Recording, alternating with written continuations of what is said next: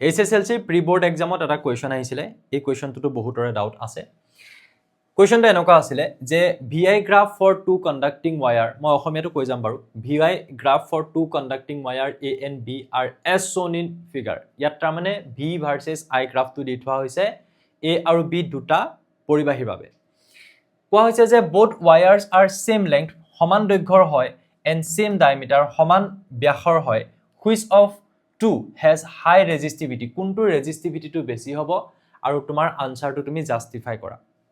এটা মই অসমীয়াত পঢ়ি দিও কি কোৱা হৈছে যে দুডাল পৰিবাহী A আৰু B ৰ বাবে VI লেখ তলত দেখুওৱা হৈছে তাৰমানে তুমি এনেকে ধৰণে কনসিডাৰ কৰি লোৱা যে দুডাল পৰিবাহী আছে ধৰি লোৱা এডাল পৰিবাহী নাম দিলু A আৰু এডাল পৰিবাহী হৈছে এডাল তাৰ নাম দিলু ধৰি লোৱা B দুডাল কণ্ডাক্টিং ৱায়াৰ তাৰ পিছত কৈছে যদি দুইডাল পৰিবাহীৰ দৈৰ্ঘ্য প্ৰস্থছেদ একে হয় আমি দৈৰ্ঘ্য বুলি ক'লে গমে পাইছো ইয়াৰ দৈৰ্ঘ্য মানে কি যে ইয়াৰ লেন্থটো তাৰ মানে এইটো যিমান হ'ব এডাল পৰিবাহীৰ ক্ষেত্ৰটো দৈৰ্ঘ্য সমানে হ'ব আৰু এটা বস্তু সমান হয় বুলি কৈ দিছে যেটো হৈছে প্ৰস্থছেদ বা ক্ৰছ সেকশনাল এৰিয়া এইটো দুইডাল সমানে হ'ব এটা কৈছে যে তেন্তে কোনডাল পৰিবাহীৰ ৰুট বেছি বুলি সুধিছে কোনডাল পৰিবাহীৰ ৰুটটো বেছি হ'ব কোনডালৰ ৰেজিস্ট্যান্সটো বেছি হ'ব কিন্তু এই তোমালোকে যদি ইয়াত চোৱা ৰেজিস্ট্যান্স বুলি ইয়াত ক'ব লাগিছিল আসলতে ইয়াৰ লগত যদি মিলাবলৈ যোৱা কিন্তু ইংলিশত কোৱেশ্চনটো আকৌ ৰেজিস্টিভিটি আছে ৰুধকতা আছে দুইটাতে আনসাৰটো প্ৰায় একেই হ'ব বাৰু এটা চোৱা যেতিয়া আমি কম যে ৰুট কোনটোত বেছি হ'ব তেতিয়া আমি এটা বস্তু মনত পেলাম যে ৰুটটো কেনেকুৱা হৈ থাকে আমাৰ পৰিবাহী এটাত যেটো ৰুট হয় সেই ৰুটটো সমানুপাতিক হৈ থাকে কাৰ হৈতে যে দৈৰ্ঘ্য বাঢ়িলে ৰুট বাঢ়িব আৰু ব্যস্তানুপাতিক হৈ থাকে বা ইনভাৰ্সলি প্ৰপৰ্শনাল হৈ থাকে কাৰ হৈতে ক্ৰছ সেকশনাল এৰিয়া বা প্ৰস্থছেদৰ হৈতে সো ইয়াত যদি কৈছো যে প্ৰস্থছেদ বাঢ়িলে কমিলে এনেকুৱা ধৰণৰ হয় বা প্ৰস্থছেদ কমিলে ৰুট বাঢ়িলে ৰুট কমে উল্টা হৈ থাকে ইয়াত দৈৰ্ঘ্য বাঢ়িলে ৰুট বাঢ়ে দৈৰ্ঘ্য কমিলে কমে কিন্তু সেই দুটা কথাত আমি মাথা মাৰিব লগিয়া নাই তাৰ মানে কোৱেশ্চনটো হেতুৱে কৈছে যে দুইডাল পৰিবাহীৰ ক্ষেত্ৰত কি কোৱা হৈছে প্ৰথমতে দৈৰ্ঘ্যৰ প্ৰস্থছেদ সমান সো দৈৰ্ঘ্যৰ প্ৰস্থছেদ যদি দুইডাল পৰিবাহীৰে একেই হয় তো প্ৰথম কথা হল যে এই দুইডাল পৰিবাহীৰ ৰুটটো দৈৰ্ঘ্য আৰু প্ৰস্থছেদৰ ওপৰত ডিপেন্ড কৰি বেলেগ নহয় তাৰ মানে কিয়নো সেই দুটা দুইডালৰ ক্ষেত্ৰত একে বুলি কৈ দিয়া হৈছে এটা চাবা হা কিন্তু তুমি ইয়াত আকৌ VI গ্ৰাফটো যদি চোৱা সেই VI গ্ৰাফটো চাই তুমি ক'ব লাগে যে কোনডাল পৰিবাহীৰ ৰুট বেছি তুমি তাৰ দৈৰ্ঘ্য প্ৰস্থছেদৰ কথাটো বাদ দিয়া বাদ দি তুমি এই গ্ৰাফটো চাই পেলানি মোক কোৱা যে কোনটোৰ ৰুটটো বেছি হ'ব কথাটো বুজি পালা চাবা মই প্ৰথমতে তোমালোকক বুজাই লওঁ আমি এটা বস্তু জানো যে V is equals to IR ওহমছ ল তেতিয়া হলে আমি আৰু এটা বস্তু জানো যে R is equals to V by I R is equals to V by I আৰু চোৱা গ্ৰাফটো দেখিয়ে একদম দেখিয়ে ক'ব পৰা এটা আনসাৰ কি জানা যে স্লোপটো যাত বেছি হয় প্ৰৱণতাটো যেটো গ্ৰাফৰ ক্ষেত্ৰত বেছি হয় প্ৰৱণতা বা স্লোপ মানে কি যে ইয়াত যেটো তোমালোকে কোণ দেখিছা সেই কোণটোৰ যেটো tan থিটা এইটো এটা কোণ হয়নে এই দুটা কোণ দেখিছা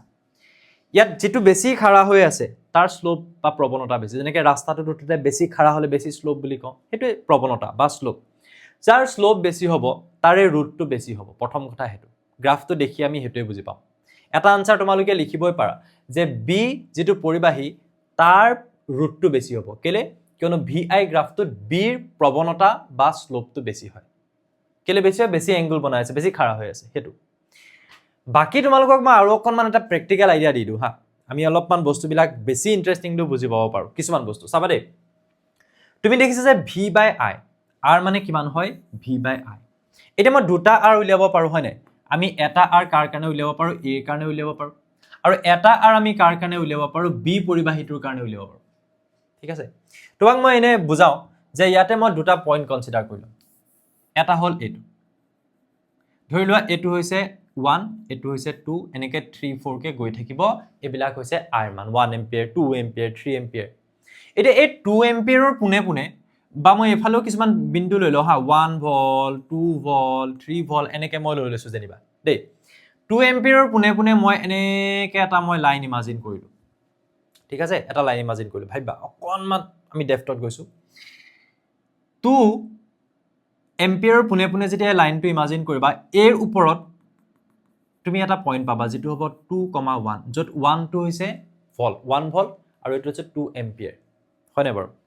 আৰু যেতিয়া এইটোলে যাম এপ্ৰক্সিমেটলি প্ৰায় তাৰ মানে তুমি 3 বুলে ধৰি লোৱাচোন কিমান পাবা 2,3 এটা পইণ্ট পাবা পাবা নে নোপোৱা এইবিলাকতো আমি স্থানাংক জ্যামিতিত পঢ়িছো এটা তুমি চাবা হা যদি তুমি এই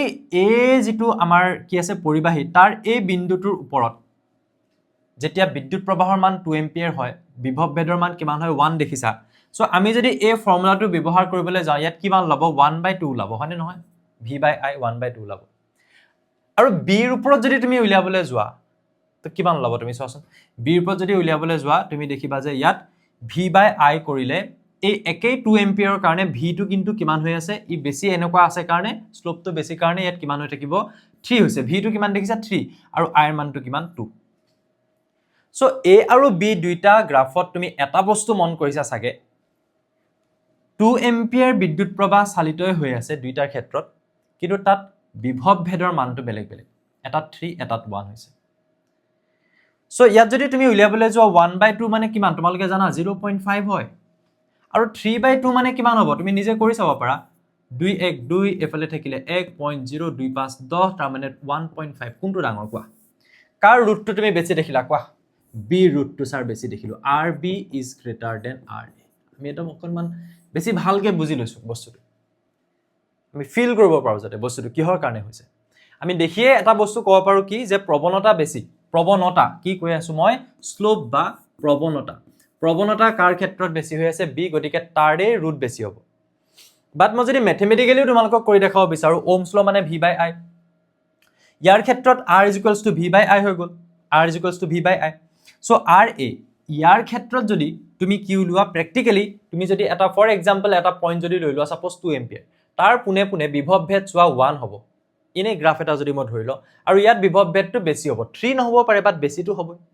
আমি ইয়াত 3 দেখিছো এতিয়া যদি এই ফৰ্মুলাটোত মই v/i বহাই দিও a ৰ ক্ষেত্ৰত v/i বহাই দিও b ৰ ক্ষেত্ৰত দুটা মানে পৰিবাহীৰ ক্ষেত্ৰত দেখিছা যে ইয়াৰ ক্ষেত্ৰত কিমান হ'ব এটো 1/2 বিকজ v ৰ মান ইয়াত 1 হৈছে i ৰ মান 2 হৈছে একে i ৰ মান 2 থাকোতে এই b ৰ কাৰণে কিন্তু v ৰ মানটো 3 হৈছে দেখিছা নে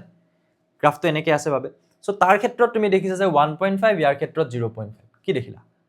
যিকোনো এটা বিন্দু যদি তুমি লৈ লোৱা তাত সদায় দেখিবা যে v/i ৰ যেটো মান হ'ব অনুপাত ৰেশিও হেতু সদায় b ৰ ক্ষেত্ৰত ইয়াত বেছি হৈ থাকিব তাৰ মানে যাৰ স্লোপ বেছি হয় তাৰ ক্ষেত্ৰত বেছি হ'ব আনসাৰ কি গম পালা আনসাৰ গম পালা যে দুডাল পৰিবাহীৰ ক্ষেত্ৰত ৰুটটো কাৰ বেছি হ'ব এই b পৰিবাহীটো কৈছে যে